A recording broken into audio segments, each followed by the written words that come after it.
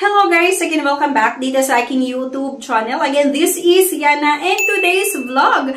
Napaka-exciting yung topic natin kasi i-share ko sa inyo yung isang bangko na nag-o-offer ng personal loan or salary stretch loan. Base sa pagkakaalam ko, itong bangko na ito ay isa sa mga pinakamabilis nga na nagpa-process ng ating loan application, na nag-approve ng ating loan application kapag sinubukan nyo nga. So, dito mga beshes, pwede kayong mag-apply sa agent nila kung meron kayong kakilala at pwede rin naman kayong mag-apply sa kanilang branch. Pumunta lang kayo sa kanilang branch at mag-inquire regarding nga dito sa personal loan na ino-offer ng bank na ito. At may mga nagtatanong pala sa akin, Miss Yana, yung Citibank po ba at CTBC Bank ay same lang? So, hindi po mga besh ha. Yung CTBC at Citibank ay magkaiba. At ang topic nga natin ay itong CTBC Bank. Okay? So, dito nga mga beshes, pwede kayong makautang hanggang 1 million. Akalain mo, napakalaki po yung pwede nating mahiram 20,000 hanggang 1 million. Pero subject for bank policy and approval pa rin yan. Hindi ibig sabihin na kapag nilagay mo yung 1 million, talagang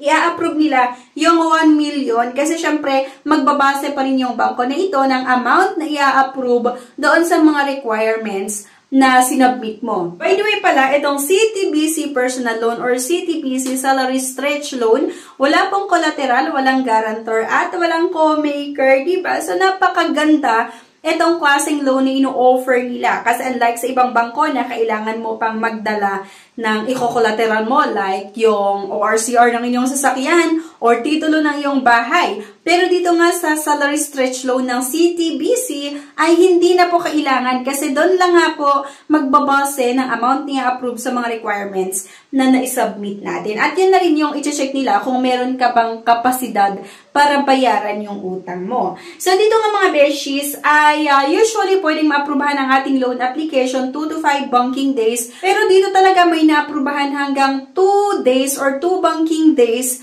kapag nakikipag-cooperate kayo sa CI, kapag tinatawagan kayo ng officer ng bangko na ito at syempre, inform natin yung ating manager or yung HR nyo na kapag tawagan ni bangko for employment verification, sana sumagot din sila agad-agad. Okay? So, nag-offer nga ito ng 12 months, 18 months, 24, hanggang 36 months na loan terms. So, napakahaba din yung loan terms na ino-offer ng CTBC Bank at yung interest rate nga ay nagre-range ng 1.39, 1.49. Pero nakadepende pa rin yan kasi meron nga itong tinatawag na Tier 1, Tier 2, and Tier 3 na kapag Tier 1 ay nakadepende sa sahod natin at kung kasama sa top corporation ng inyong pinagtatrabahuan. Tier 2 naman. So, ina-explain din naman ng bangko ni ito, halimbawa na-approvehan ng inyong loan application, yung interest nila, kung bakit ganun yung naging interest. Kapag nakautang kayo dito, pwede nyo gamitin para ipa-renovate yung mga bahay nyo or pandagdag pambili ng mga gusto nyong bilhin.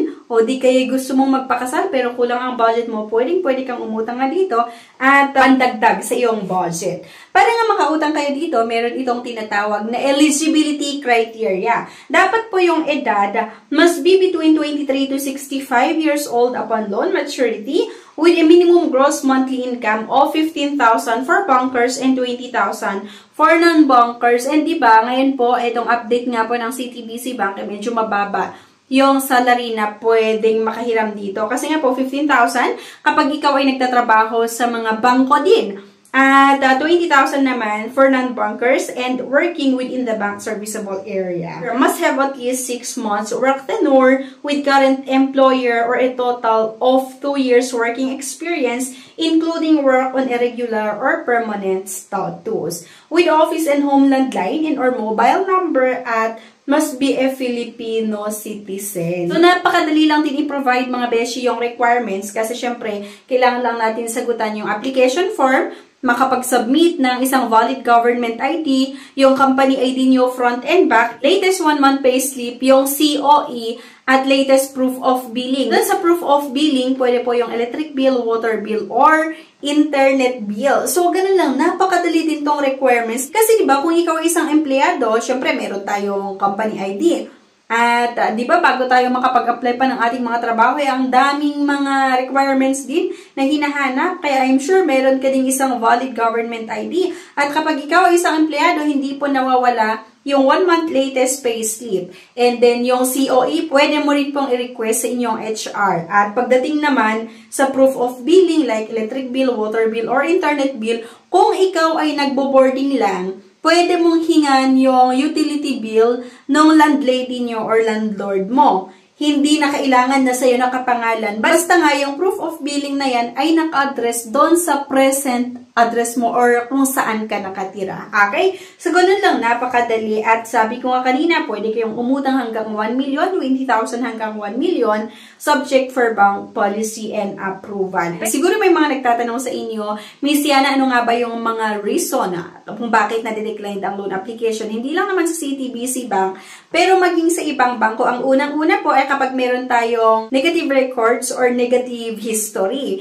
Ibig sabihin, meron kang closed or canceled card na hindi mo pa nababayaran ng ilang buwan na ang nakalipas or ilang taon. Kapag may mga credit card kasi tayo na closed or canceled card, automatic po na merong copy yan sa CMAP. Kaya kapag nag-apply ka kahit sa ang bangko pa yan, isang click lang kay CMAP, makikita kung meron kang negative history. Kaya mas maganda, para makautang pa rin kayo kung meron kayong closed or canceled card, mas maganda po na bayaran nyo yung closed or canceled card nyo. And humingi po tayo ng clearance certificate para kapag uutang kayo kahit saang bangko man yan, ay i-attach natin yung clearance certificate ng ating credit card. Okay? At minsan na-decline din yung loan application natin kapag meron ka ding existing na binabayaran na utang at sa tingin ni bangko, hindi kasya yung monthly income mo or monthly salary mo para mabayaran yung possible na magiging monthly amortization mo. Anyway po, employed and self-employed, pwede pong umutang dito sa CTBC Bank at para naman sa mga self-employed ay kailangan nyo lang makapag-submit ng business permit at yung valid government ID, audited financial statement kung meron man. At kapag self-employed kasi, kailangan meron tayong existing credit card. Medyo mas marami yung requirements for self-employed pero okay lang din naman yan kasi malaki din naman yung possible na maaprubahan. Kapag self-employed nga, dapat may credit card. Pero kapag employed, okay lang na walang credit card. Pwedeng makautang dito sa CTBC or pwedeng makapag-try ng umutang dito nga sa CTBC Bank Personal Loan or CTBC Salary Stretch Loan. Ayan. So anyway guys, thank you for watching. Sana po may nakuha kayo na idea sa video na ito. At sana huwag niyong kalimutan na mag-subscribe, i-like yung ating video at i-share. Thank you at see you sa ating next video. Bye-bye!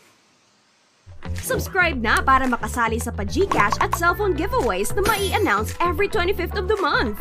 Mechanics. 1. Find the 3 words in this video. 2. I-comment ang 3 words in order. 3. Like this video, subscribe, comment, and share. If declined sa bank and other loan apps, pwede niyong subukan yung ibang options. See the links sa description at sa comment section below. Click the link and apply. Disclaimer: try or apply at your own risk.